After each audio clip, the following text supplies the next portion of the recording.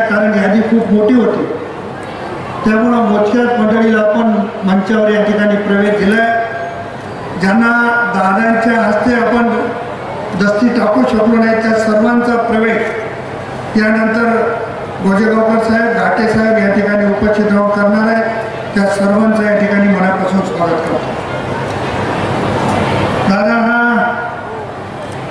आपल्या या जिल्ह्यातला तिसरा दौरा आहे आणि आता सगळ्याचे मेव्हणे राष्ट्रवादी काँग्रेसमध्ये यायला लागले. यापूर्वी अशोकराव चव्हाणांचे मेव्हणे खतगावकर साहेबांनी राष्ट्रवादी काँग्रेसमध्ये प्रवेश केला. आता सुधाकरराव नाईक साहेबांचे मेव्हणे केशवरावजी चव्हाणांचा प्रवेश होतोय. माझे मेव्हणे शिल्लक राहिले, त्यांनाही थोड्या दिवसामध्ये आपण राष्ट्रवादीमध्ये घेऊ. आज या प्रवेश सोहळ्याचं वैशिष्ट्य असं आहे की अशोकराव चव्हाणांचे पुतणे आणि नांदेड वाघाळा महानगरपालिकेचे नगरसेवक प्राध्यापक उदय चव्हाण यांचा प्रवेश होतोय. या भागाचे माजी आमदार किशनरावजी राठोड यांचे नातू संतोष राठोड यांचा प्रवेश होतोय. या प्रवेशाला खूप आगळं वेगळं महत्त्व आहे आणि या प्रवेश सोहळ्याच्या निमित्तानं आपण आम्हाला या ठिकाणी वेळ दिलेला आहे. मी फार अधिकचं बोलणार नाही, कारण गोजेगावकर साहेब, घाटे साहेब, खतगावकर साहेबांनी आपली भूमिका या ठिकाणी मांडली. पण मी आपल्या सर्वांच्या ताकदीवर, आपल्या सर्वांच्या विश्वासावर दादाला एक या ठिकाणी शब्द देणार आहे की नांदेड जिल्ह्यामध्ये राष्ट्रवादी काँग्रेस पक्ष नंबर 1चा पक्ष झाले. मी नरसीच्या कार्यक्रमामध्ये दादांना विनंती केली होती की दादा परत आम्हाला 2 वेळेस तरी किमान आपण वेळ दिली पाहिजे आणि दादाने ती मान्य केली. पण आजच्या कार्यक्रमात दादा तुम्हाला परत एकदा विनंती करतो की आणखी 2दा आम्हाला वेळ द्यावा लागला. माझ्या मतदारसंघामध्ये मी कार्यक्रम ठेवलेला नाही. ज्या दिवशी माझ्या मतदारसंघात शेवटचा कार्यक्रम होईल तर जेवढे सभेला लोक उपस्थित राहतील त्यांच्या सगळ्याचा प्रवेश राहील. कारण गेले अनेक वर्ष 30-35 वर्षापासून ग्रामपंचायत, जिल्हा परिषद, साखर कारखाना, मध्यवर्ती बँक, विधानसभा आणि लोकसभेच्या माध्यमातून जी काही मी कामं केली, जी काही सर्व समाजामध्ये नाते जोडली, त्या सर्व लोकांचा प्रवेश राहिलेला आहे.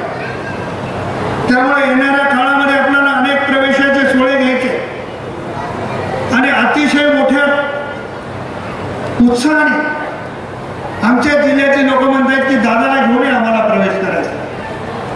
मी काल काही आमच्या 3-4 माजी नगराध्यक्षाला गोजेगावकर साहेबांनी आम्ही बरोबर बसलो. त्यांना आम्ही विनंती केली की आपण बाराडीच्या कार्यक्रमामध्ये प्रवेश केला पाहिजे. त्यांनी सांगितलं की बाराडीला जेवढी पब्लिक आहे, नरसीला जेवढी पब्लिक होती तेवढीच पब्लिक आम्ही जमवतो, पण दादाला तुम्ही आमच्या गावात घेऊन आलं पाहिजे, अशा पद्धतीचा आग्रह काही लोकांचा. त्यामुळे लोकांना असं वाटायला लागलं की आपल्याकडे बघण्याचा दृष्टिकोन लोकांचा असा आहे की बोले कैसा चाले. असा या महाराष्ट्रामध्ये नेता कोण, तर त्याचं नाव अजितदादा पवार आहे. हे सगळ्या महाराष्ट्राने नांदेड जिल्ह्यात. त्यामुळे प्रत्येकाला असं वाटतंय की दादांच्या नेतृत्वात आपण काम केलं पाहिजे.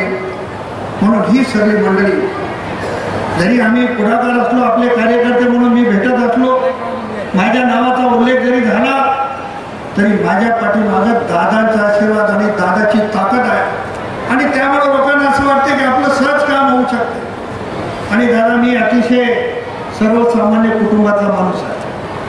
24 तास माझ्याकडे दुसरा कुठलाच धंदा नाही. तुम्ही मला एकदा विचारलं होतं की तुमचं व्यवसाय काय? माझा व्यवसाय काहीच नाही. वडिलोपार्जित जी जमीन आहे तेवढीच एक मेहरबानी की 1 गुंठाही जमीन मी विकली नाही. तेवढे जे उपकार कुटुंबाचे माझ्यावर आहेत किंवा माझे कुटुंब. मी सामान्य कुटुंबातला कार्यकर्ता, पण माझं काय म्हणतात याला कशाला नशीब नेले मला माहिती नाही. जन्मलं तेव्हापासूनच संघर्षच आहे आणि संघर्ष कोणासोबत आहे अख्ख्या जिल्ह्याला माहिती आहे, त्याच्या नावाची गरज. पण मी माझ्या आयुष्यामध्ये कधी कोणापुढे झुकलो नाही आणि मरेपर्यंत कोणापुढे झुकणार नाही. ही भूमिका मला माहिती आहे की दादासारख्या नेतृत्वामध्ये मी दादाला गाडी देताना म्हणालो की मी लोकसभा का हारली त्याचं अतिशय उत्तम उदाहरण दादाला देण्याचा प्रयत्न केला. मी ज्यांना हरवून लोकसभा जिंकली आणि त्यांचा प्रवेश झाला आणि मी लोकसभा हरली, त्यांच्यामुळे हरली असं नाही, पण लोकांना ते आवडलं नाही. पण बरं झालं मी लोकसभा हरली, तुमच्या नेतृत्वात काम करायला संधी मिळाली, नाहीतर मी लोकसभा जिंकली असती तर अशा नेत्याला म्हटलो असतो, अशी परिस्थिती निर्माण. मी लोकसभेचा खासदार म्हणून त्या भागामध्ये अनेक कामं करण्याचा प्रयत्न केला. त्या भागामध्ये अनेक देवस्थान आहेत, अनेक मठसंस्थान आहेत. येवतीसारखं मठसंस्थान असेल, तमनूरसारखं संस्थान असेल, बेटमोगऱ्याचं संस्थान असेल, हानेगावचं संस्थान असेल, या सगळ्या संस्थांना मोठ्या प्रमाणात निधी मिळवून देण्याचं काम लोकसभेचा सदस्य म्हणून मी त्या ठिकाणी केलेलं आहे. त्याचा आवर्जून उल्लेख मी या ठिकाणी करणार. लेंडी प्रकल्पाच्या संदर्भात महायुतीचं सरकारचं, राज्याचे मुख्यमंत्री आदरणीय फडणवीस साहेबांचं, आदरणीय दादांचं, आदरणीय शिंदे साहेबांचं मनापासून आपल्या सर्वांच्या वतीने मी अभिनंदन करणार आहे. 39 वर्षापासून प्रलंबित असलेला लेंडीचा प्रकल्प आपल्या काळामध्ये मार्गी लागला. मी लोकसभेचा सदस्य असताना यासाठी खूप प्रयत्न केले. लोकसभेचा सदस्य असताना केंद्राकडे हा प्रकल्प घेऊन केंद्राने मोठ्या प्रमाणात निधी दिला पाहिजे असा प्रयत्न केला, पण दुर्दैवानं मला यश आलं नाही. पुढच्या निवडणुकीमध्ये हरलो. परंतु आज महायुतीचं सरकार आलं आणि या महायुतीच्या सरकारने दादा आपल्या नेतृत्वावर